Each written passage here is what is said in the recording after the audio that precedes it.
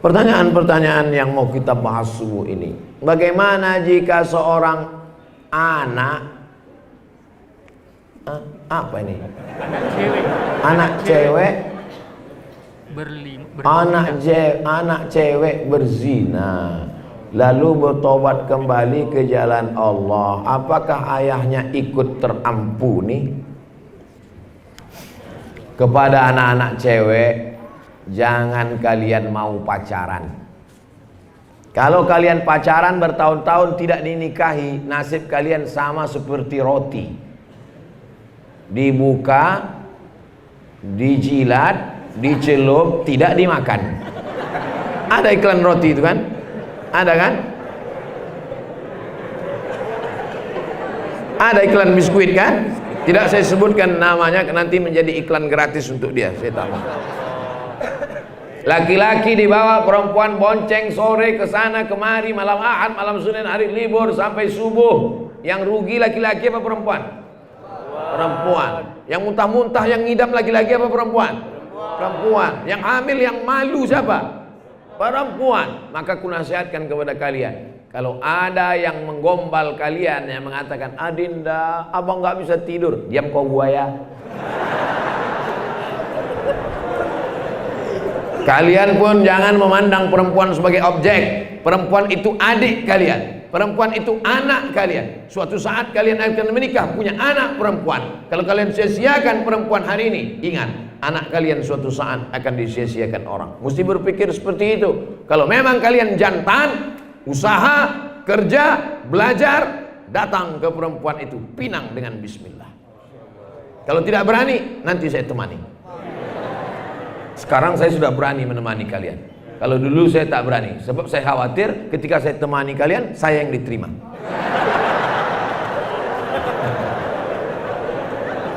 Nah, sudah habis pesanku kepada kalian, adik-adikku perempuan, anak-anakku perempuan. Yang sudah terjadi, andailah diterapkan syariat Islam, hidup pada zaman Abu Bakar, Umar, Utsman dan Ali radhiyallahu anhum ajma'in, maka pezina kalau belum menikah, tertulis dalam Quran, az-zaniyatu pezina perempuan, wazani pezina laki-laki, fajlidu kulla wahidin minhuma mi'ata jaldah, dicambuk 100 kali. Gimana rasanya dicambuk 100 kali Pak Ustadz? Cari cambuk kuda. Kalau tidak ada cambuk kuda di Makassar, pelepah korma. Pelepah korma tak ada, pelepah kelapa. Pukulkan 100 kali. Kalau mati 70, berhenti. Begitulah azabnya dulu. Kalau sudah menikah, asyaikhu laki-laki yang sudah menikah, wasyaikhatu perempuan yang sudah menikah, farjumuhumal battah, ditanam di dalam tanah setengah badannya, setelah itu dilempar batu sampai mati. Pernah ini terjadi pada zaman Nabi? Pernah. Ini bukan cerita, hadisnya sahih. Datang perempuan menghadap, ya Rasulullah, aku sudah berzina ya Rasulullah. Kata Nabi, kau pulang ke kampungmu karena kau sedang mengandung anak. Anakmu tidak salah. Nanti kalau kau dilempar pakai batu mati, anakmu tidak berdosa ikut mati. Lahirkan anakmu. Setelah anaknya lahir, dia datang lagi. Kata Nabi, susukan anakmu, karena anakmu punya hak menyusu 2 tahun. Pulang. Setelah ada anaknya menyusu 2 tahun, dia datang lagi. Baru diterapkan hukum, dilempar pakai batu sampai mati. Dia memilih lebih baik kena azab di dunia daripada di akhirat. Tapi, ini pakai tapi, seandainya ada anak gadis dan anak lajang yang belum menikah, subuh ini datang, hai Ustadz Abdul Somad, cambuklah aku 100 kali. Saya tidak bisa menerapkannya, karena yang bisa menerapkan ini adalah yang dilakukan oleh ulil amri.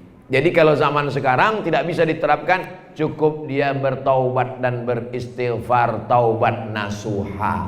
Bagaimana caranya? Mandi taubat. Mandi taubat itu gimana Pak Ustadz? Maaf, seperti mandi wajib. Mandi wajib gimana Pak Ustadz? Oh, anakmu sudah 3, kau tak tahu mandi wajib?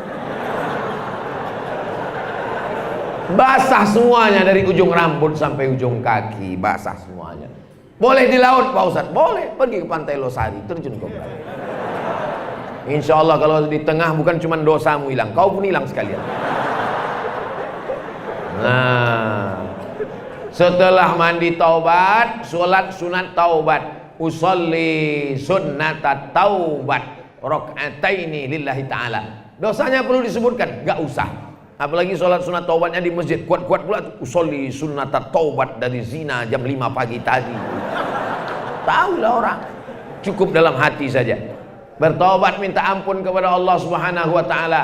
Ya Allah, terimalah taubat adik-adik kami yang pernah silap dan salah, ya Allah.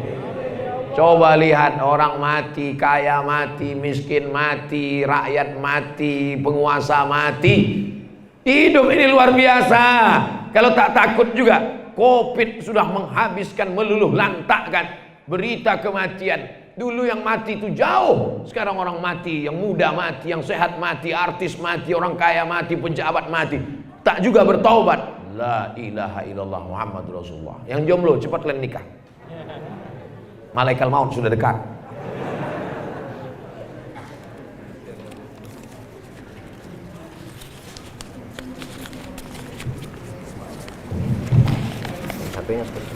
Enggak apa. Banyak betul yang mau dipegang. HP lagi, masker lagi. Kapan dihitung satu salawat saat sholat ketika kita masbuk? Kapan dihitung satu rakaat saat sholat ketika kita masbuk? Apakah membaca Al-Fatihah? Tidak. Hadisnya riwayat dalam Sunan Tirmidzi, Sahih Bukhari, Sahih Muslim, Sunan Abi Dawud, Sunan Nasai, Sunan Tirmidzi, Sunan Ibni Majah. Dalam beberapa riwayat lain, kalau masuk ke masjid, imamnya sedang ruku, farka'u, ikutlah kamu ruku. Man adraka raka'atan, siapa yang dapat ruku, maka dia sudah dapat satu rakaat. Allahu Akbar, masuk masjid langsung. Tapi banyak orang masbuk kadang salah. Begitu dia lihat imam ruku, dia langsung ruku. Takbiratul ihramnya mana? Takbiratul ihram dulu. Allahu Akbar, habis itu baru ruku. Allahu Akbar. Subhana rabbiyal azim wa bihamdi. Subhana rabbiyal azim wa bihamdi. Fatihahnya mana? Al imamu junnah. Imam penanggung jawab. Faqiraatul imam, bacaan imam mengkafir bacaan makmum bagi yang masbuk. Adapun kalau dia jadi makmum, menurut mazhab Syafi'i dia tetap baca Al-Fatihah. Kapan baca Fatihah? Setelah imam baca amin. Waladdallin, amin. Makmum baca Fatihah. Bismillahirrahmanirrahim. Alhamdulillah.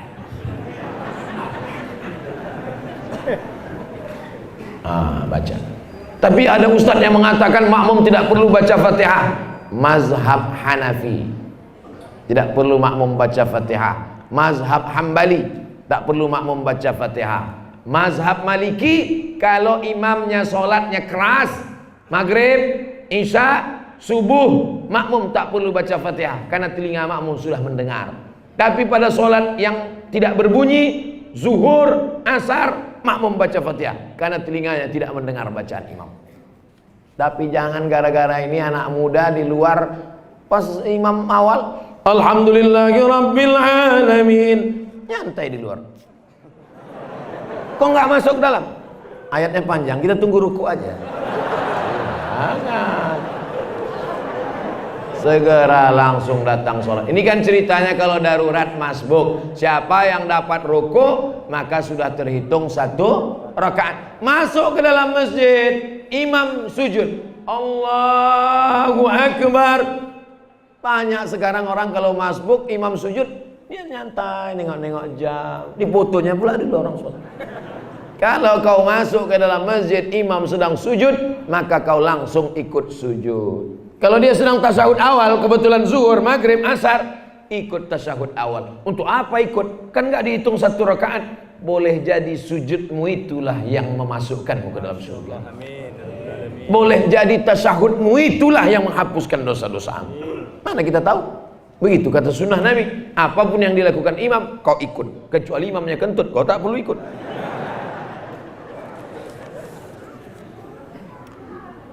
Saya pernah mendengar, saya pernah bernazar kepada Allah Subhanahu wa taala bahwasanya apabila saya dapat duduk di majelis taklim bersama Ustadz Abdul Somad serta dapat berfoto bersamanya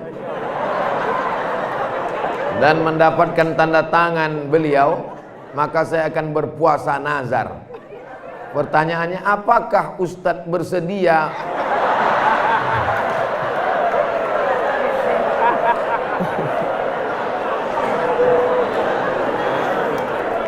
Memang orang Makassar itu cerdas-cerdas. Saya sudah banyak tempat berceramah dari Sabang sampai Papua, baru inilah ada yang begitu. Di tempat-tempat lain itu paling kemarin seperti di Bulukumba dia cuma bilang, Ustadz Somad boleh kita berfoto, istriku sedang ngidam di rumah. Sebatas itu aja. Tapi yang sampai bernazar nih di Makassar. Mana orangnya? Mana? Hah?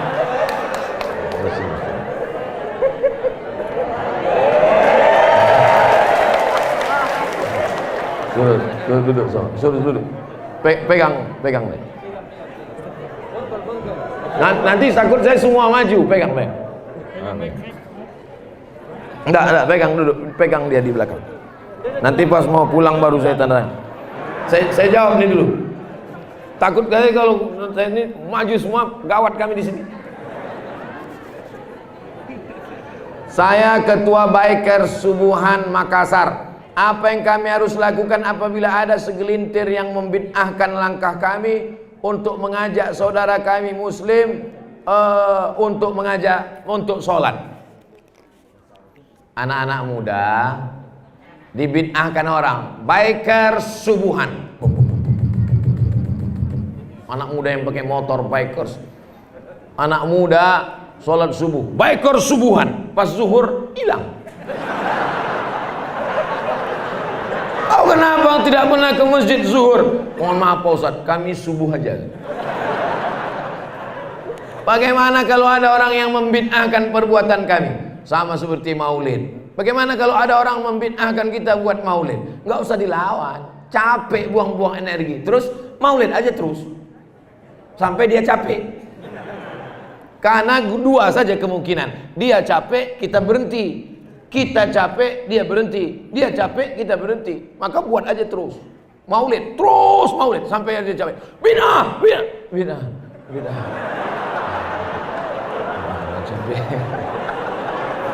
Buat aja terus. Gak usah takut. Biker, begitu dia bilang, biker semua, bid'ah, gas terus. Udah, kalian buat aja terus, lanjutkan.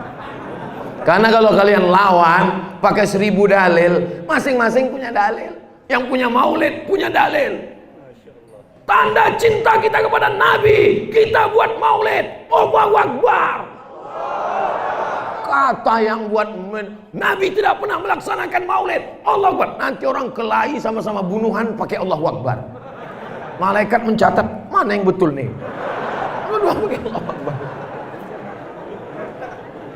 Ini masalah khilafiyah. Masing-masing punya dalil. Kita capek sendiri. Oleh sebab itu, kalau kita yakin benar, kata guruta, kata kiai, kata ulama kita benar, ada dalilnya, laksanakan terus. Baik kesubuhan, anak muda yang lain, mabuk, zina, sakau, narkoba. Ada anak muda yang mau sholat subuh berjamaah. Baik apa tak baik?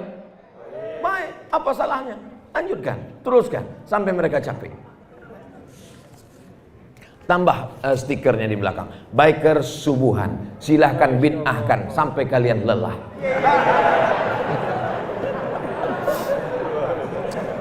Kenapa dalam bacaan tahiyat cuma ada Nabi Muhammad dan Nabi Ibrahim? Oh, kalau disebut semua kebanyakan.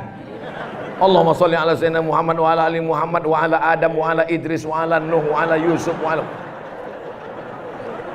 Ustadz, kalau jawab cobalah yang betul Pak Ustadz. Betul itu apa tak betul?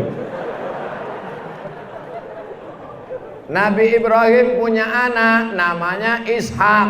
Ishak punya anak namanya Yakub. Yakub punya anak namanya Yusuf. Yusuf punya saudara namanya Yahuza. Yahuza punya anak cucu. Itulah dia Yahudi. Saya ulang sekali lagi. Karena yang belum sarapan ini sulit menangkap.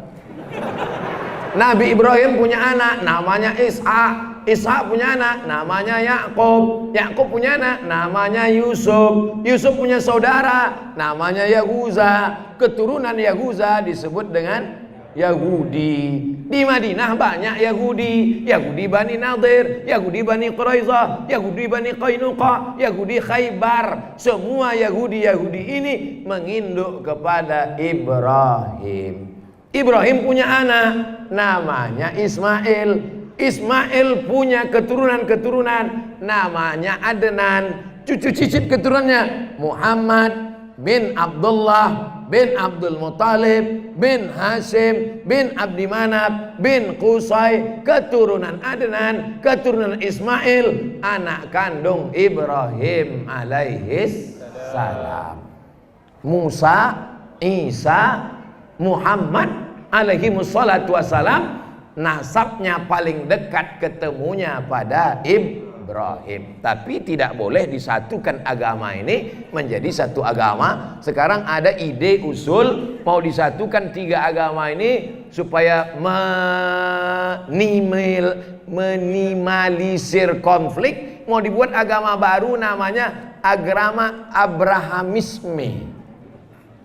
Syekh Azhar, Profesor Dr. Syekh Muhammad Ahmad Thayyib menolak ini karena kata dia ini tidak bisa, karena kita meyakini agama Islam, innad dina indallahil Islam. Tapi titik temu antara ketiga ini paling dekat pertemuannya pada Ibrahim. Itu jawabannya.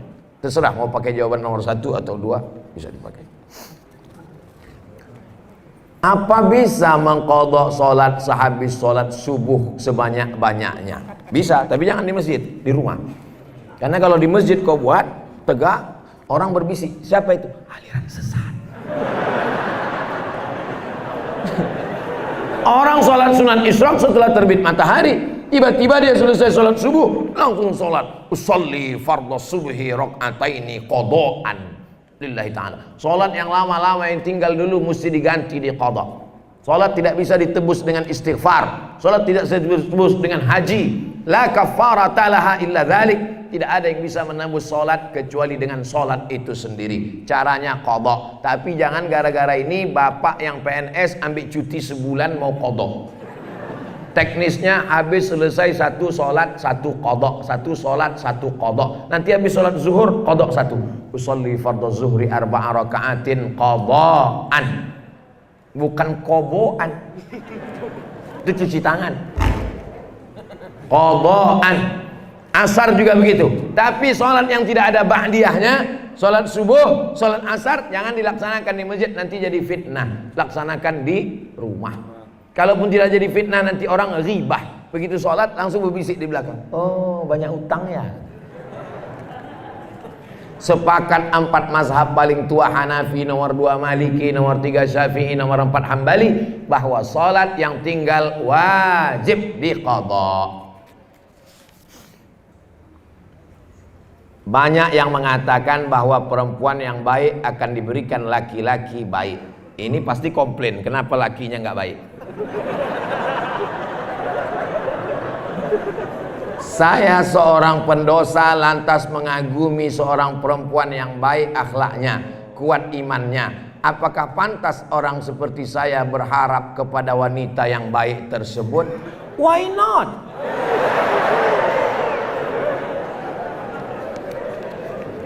At-tayyibuna lit-tayyibat.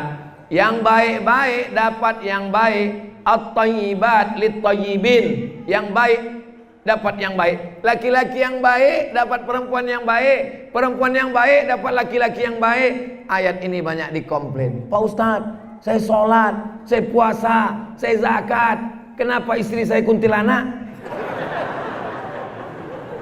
Yang perempuan juga komplain, saya rajin pengajian, saya dengar ceramah Ustadz, kenapa suami saya genderuwo? Ayat ini ceritanya ketika sahabat Nabi hijrah dari Makkah ke Madinah. Tiba-tiba sampai di Madinah, susah mau nikah. ada seorang perempuan wanita tunasusila, maaf beribu maaf, mau dinikahi oleh seorang sahabat, ngadu ke Nabi, ya Rasulullah, aku mau nikah sama WTS. Kata Nabi, at-thayyibuna lit-thayyibat, laki-laki yang baik semestinya menikahi perempuan yang baik. Ayat itu membantah jangan menikahi perempuan pezina sebelum dia taubat. Tapi kalau dia taubat nasuha, at-taibu minadz dzambi kama la dzambalah, orang yang bertobat seperti tidak berdosa. Itu maksudnya. Jadi kalau ada ibu baik suaminya tak baik, itu ujian. Ibu sedang diuji dengan suami. Kalau ada suami yang baik istrinya tak baik, itu pun ujian. Maka semua ini ujian. Sampai ujian macam-macam. Suami baik, istrinya baik, anak tak baik. Suami baik, istri baik, anak baik, menantu tak baik. Suami baik, istri baik, anak baik, menantu baik, cucu hantu. Suami baik, istri baik, anak baik, menantu baik, cucu baik, tetangga rese. Jadi hidup ini tidak pernah selesai. Orang yang mengatakan hidupnya selesai, berarti dia sudah mati sebelum waktunya.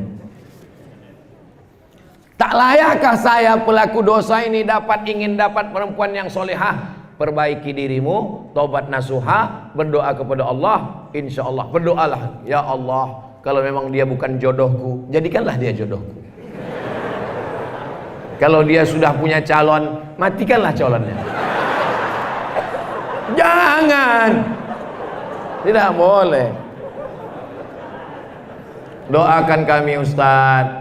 Kami mahasiswa UIN Alauddin, prodi perbandingan mazhab hukum, supaya cepat lulus. Ini yang saya sebut mahasiswa takut tak lulus tadi. Bagaimana pandangan 4 mazhab mengenai hukum menikah dengan niat apa ini? Pilihan hidup untuk tidak punya anak. Menikah sengaja untuk tidak punya anak. Tidak boleh namanya 2. Tanzimul asal, tanzimun nasal, tahdidun nasal. Tahdid membatasi untuk tidak punya anak, tak boleh. Makanya laki-laki tidak boleh vasektomi.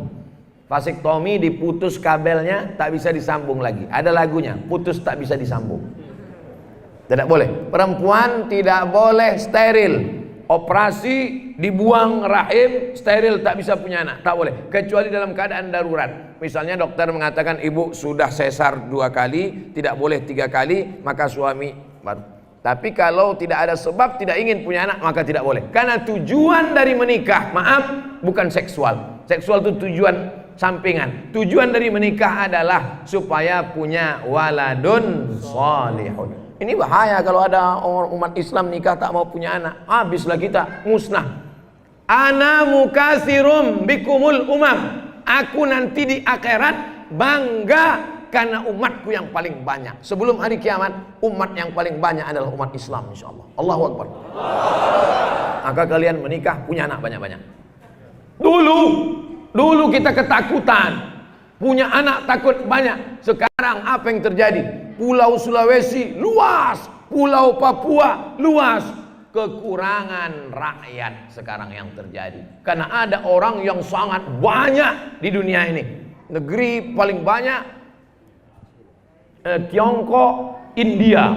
Rakyatnya sangat banyak dan kekurangan pangan. Akhirnya orang ketakutan. Bacalah tulisan-tulisan internet, ketakutan negeri yang orangnya banyak, pangannya kurang, sementara kita pangannya banyak, orangnya kurang. Ini insya Allah dengan ini semangat menikah dan gas terus punya anak banyak-banyak. Saya nama Muhammad Ardi Ananda, umur 34 tahun. Saya ingin bertanya bagaimana hukumnya di buku nikah saya yang menjadi walinya adalah bapak tiri, bukan bapak kandung. Dan itu atas permintaan saya di KUA. Dikarenakan sejak kecil saya tak pernah dinafkahi oleh bapak kandung saya. Oh, ini laki-laki yang tak boleh, tapi orangnya satu kan? Yang tak boleh itu orangnya 2. Perbuatan dia menisbatkan dirinya kepada orang lain itu haram. Ud'uhum li abaihim. panggillah dia pakai bin bapaknya. Turun ayat karena ada sahabat Nabi namanya Zaid dipanggil bin Muhammad. Zaid bin Muhammad, Zaid anak Muhammad, Zaid anak Muhammad. Turun ayat. Maka Muhammadun aba ahadim mir rijalikum. Muhammad bukan bapakmu, walakin Rasulullah. Membantah tidak boleh pakai bin Muhammad karena bukan ayahnya. Perbuatan dia pakai bin orang lain itu haram, bertobat berhenti. Tapi akad nikah dia sah, kecuali perempuan dinikahkan oleh bapak tirinya, batal. Ayyumamra'atin, perempuan nakahat menikah bi ghairi izni waliha, tanpa izin wali bapak kandung, fanikahuha batil, nikahnya batal. La nikaha, tidak sah nikah illa biwaliyin, kecuali dengan wali ayah kandung, wasyahidai adlin, dua saksi yang adil. Nah, alhamdulillah ini kasusnya bukan pada perempuan tapi pada laki-laki. Kau hanya berdosa saja, bertobat minta ampun kepada Allah karena sudah memakai bukan nama ayah kandung. Saya daftar haji dengan menggunakan salah satu program bank. Pertanyaan saya, apa hukumnya minjam uang untuk berangkat haji? Pakai bank Sulsel Bar Syariah boleh. BSI Bank Syariah Indonesia boleh. Akadnya apa kalau minjam itu? Itu akadnya adalah kafalah namanya dalam muamalah ekonomi Islam. Cari Dewan Syariah Nasional, fatwa tentang kafalah pembiayaan haji dan umrah. Mana tahu ada orang yang mengatakan tak boleh. Boleh berangkat haji dan umrah dengan pembiayaan bank syariah melalui akad namanya kafalah jaminan. Dewan Syariah Nasional, tak terbantahkan lagi. Amalan apa yang dilakukan seorang anak untuk orang tuanya yang sudah meninggal? Apa boleh membacakan Quran diniatkan untuk orang tuanya yang sudah meninggal?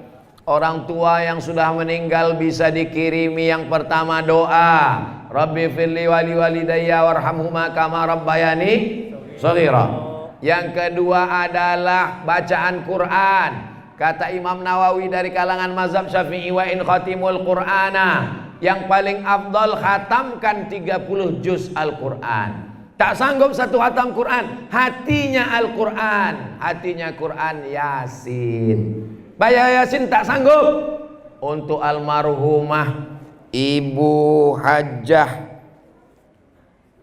Syarifah, mohon maaf, Halmiyah binti Syekh Abdul Hamid Al-Fatihah. A'udzubillahi minasyaitonirrajim. Bismillahirrahmanirrahim. Alhamdulillahirabbil alamin arrahmanir rahim maliki yaumiddin. Iyyaka na'budu wa iyyaka nasta'in. Ihdinas siratal mustaqim, siratal ladzina an'amta 'alaihim ghairil maghdubi 'alaihim waladdallin. Amin. Sampai apa tak sampai? Bingung. Mau dibilang sampai nggak ada reportnya, mau dibilang tak sampai takut ustadz tersinggung. Nabi lewat di kubur, dibelah Nabi pelepah korma, ditusukkannya ke makam. Sahabat bertanya, kenapa kau tusukkan ke makam ya Rasulullah? Pelepah korma bertasbih, tasbihnya sampai pada orang meninggal. Dikomentari Imam Nawawi hadis ini dalam Sahih Muslim. Nama kitabnya Al-Minhaj, Syarah Sahih Muslim Ibn Al-Hajjaj. Kalau tasbih pelepah korma saja sampai pada orang meninggal, apalagi bacaan Quran orang beriman. Kalau ada bapak ibu mengatakan bacaan Quran Abdul Somad tak sampai untuk almarhumah, berarti sama dia mengatakan Abdul Somad lebih jelek daripada pelepah korma. Doa sampai, bacaan Quran sampai, tahlil la ilaha illallah, la ilaha illallah. Ya Allah, sampaikanlah tahlil kami kepada almarhum almarhumah sampai. 4. Sedekah. Datang saat menjumpai Nabi. Ummi matat, emakku mati, emakku meninggal ya Rasulullah. Afa atasaddaqu anha? Kalau aku bersedekah, apakah sedekahku sampai untuk emakku? Kata Nabi, sedekahlah. Ayu shadaqatu afdal? Apa sedekah yang paling afdal? Sakyul ma, kasih air minum. Bagus, buatkan sumur bor. Pergi saya ke Malaysia ceramah, di pintu itu ada kotak. Kalau kita ambil air, muncul botol satu, muncul. Di tempat kita dibuat begitu, begitu diambil hilang semua. Saya ceramah di Banjarmasin, ada bapak-bapak di depan pintu rumahnya dia buat kulkas, tapi airnya tidak sampai beku. Wakaf untuk almarhumah. Siapa saja yang mau mengambil air silakan. Ini bagus. Buatkan sedekah untuk almarhumah. Apalagi kurban. Kurban untuk almarhum sampai. Mana dalilnya? Nabi waktu potong kurban, Allahumma hadza an Muhammad wa ali Muhammad. Ini kupotong untuk Muhammad dan untuk keluarga Muhammad. Ketika itu Khadijah sudah meninggal. Itu dalil bahwa kurban sampai. Apalagi haji. Haji sampai untuk orang meninggal dunia. Labbaik Allahumma subrumah. Aku hajikan subrumah. Nabi tanya, siapa yang kau hajikan? Subrumah. Subrumah itu siapa? My brother. Saudaraku. Kau sudah haji apa belum? Belum. Hajikan dulu dirimu, baru hajikan subrumah. Itu hebatnya orang dulu. Menghajikan saudaranya sampai lupa dirinya. Orang sekarang sibuk menghajikan dirinya sampai lupa saudaranya. Saya ojol. Maunya apa saya berdosa jikalau ada order makanan yang masuk non halal, lalu saya mengantarkannya Pak Ustadz. Al halalu bayyinun, yang halal itu jelas. Wal haramu bayyinun, yang haram juga jelas. Makan babi haram. Hurrimat alaikumul maitatu, haram makan bangkai, waddamu darah, walahmul khinzir, babi. Dia tidak makan, dia tidak nyenggol, kan tak ada dipegang-pegangnya babi itu kan, tak ada, tapi diantarkannya. Maka sebagian mengatakan perbuatan ini syubhat. Syubhat artinya samar-samar. Famanittaqas syubhat, kalau dia menghindari syubhat, faqad istabra'a lidinihi wa irdihi, dia sudah menjaga kehormatannya. Kalau bisa kau pilih-pilih, pilihlah saudaraku. Kalau bisa pilih-pilih. Kalau sudah tak bisa pilih-pilih, rezeki sulit, payah makan, ad-darurat tubihul mahzurat. Darurat apa boleh buat, menghalalkan sesuatu yang dalam keadaan tidak sampai pada haram, tapi perbuatan itu tercela kalau dilaksanakan. Apalagi kalau masalah akidah. Ini bukan masalah akidah, ini masalah muamalah. Tapi kalau sudah sampai pada akidah, wala ana abidum ma'abattum wala antum abiduna ma'abud lakum dinukum. Saya seorang gadis akhwat. Iya, kalau anak lajang ikhwan.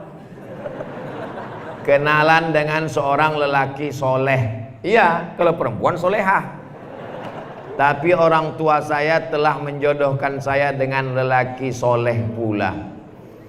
Apa yang terjadi pada Zainuddin dan Hayati dulu terulang kembali. Kisah cinta ini tidak pernah selesai, guys. Diceritakan oleh Shakespeare dalam roman Romeo and Juliet. Berpindah ke Jazirah Arab sebelum zaman Romeo, dalam bentuk cinta antara Qais dan Laila. Si Qais tergila-gila dengan Laila, maka akhirnya dia menjadi gila dan dipanggil dengan nama Laila Majnun. Majnun artinya gila. Qais termasuk orang yang sembuh karena dibawa bapaknya berdoa di dinding Ka'bah. Gila dia karena tak setuju orang tua Laila menikahkan dengan Qais. Saya kira cerita ini sudah selesai, ternyata terulang di Makassar.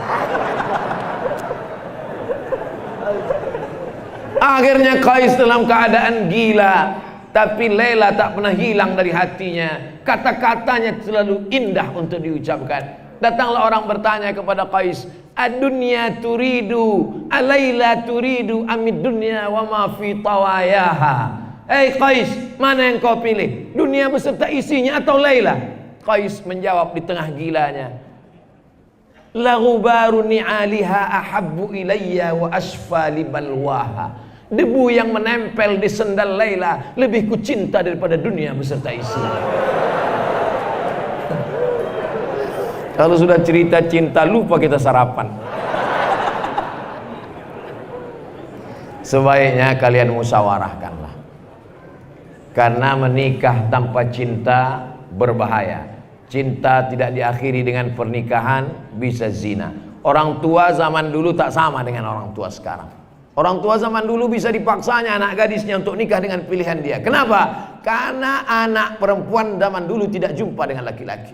Apalagi di tanah Bugis Makassar. Kalau ada perempuan yang dilarikan laki-laki, kehormatannya harus dengan badik dalam kain. harus ditebus. Zaman sekarang kita tidak bisa begitu, karena anak TK udah pacaran.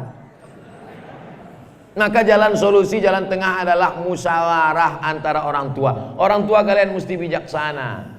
Cinta tak bisa memilih. Maka dudukkan dia bersama. Jangan sampai orang sudah mau niat baik, makan di piring, dipinang baik-baik, tidak dimau, ditolak, akhirnya makan di daun. Paham yang saya katakan? Oleh sebab itu musyawarah baik. Jangan sampai dinikahkan dia tidak suka, akhirnya terjadi apa yang terjadi. Andai saya punya anak perempuan, ada langkah sebelum terjadi, sebelum dia jatuh cinta, kasih tahu duluan. Nah, aku tak ingin kau pacaran, kasih tahu duluan. Jangan setelah dia jatuh hati, hatinya sudah diambil orang, lalu nanti dia minum racun tikus. Ya kalau mati, kalau dia tidak mati, bodoh dia, hilang dunianya. Bagaimana rasanya? Oleh sebab itu musyawarahkan dengan baik orang tua, anak, ibu, wa amruhum syura bainahum. Jangan sampai terjadi apa yang terjadi, nasi sudah jadi tai ayam.